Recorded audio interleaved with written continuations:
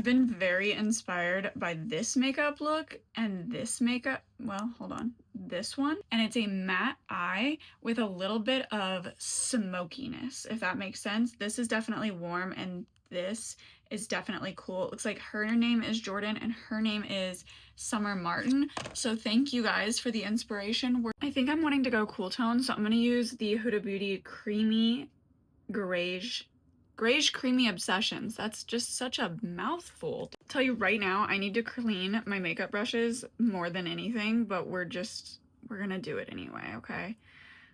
And hope for the best here. So I'm just gonna buff this shade all over, basically. Another just visual here of her eye makeup. Gosh, it's so good. Her lid is quite clear, and then the outer crease actually has some color built up more than what I have. So I'm gonna go in with a smaller brush and a darker shade. And we're gonna apply this on the outer corner.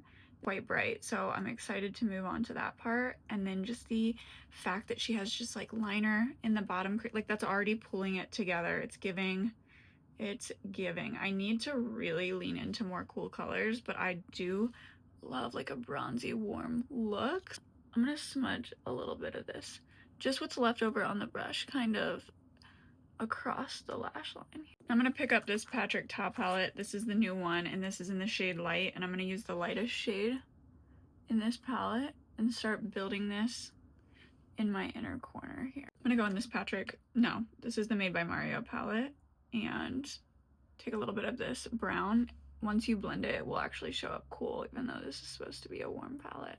I'm using some of this black and just going in with a brush, a liner brush, to just kind of put this right up against the last line. And I'm not trying to do too much because I'm gonna go in and blend this out.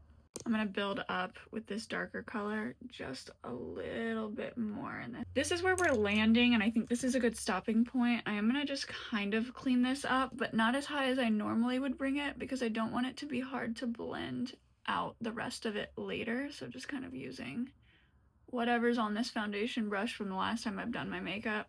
Now, she does have kind of some grays smoked out underneath the lash line, so I'm gonna do just a very light. Now for eyeliner, I'm gonna use the Kosas eyeliner. Now I'm gonna go in with the Fenty mascara.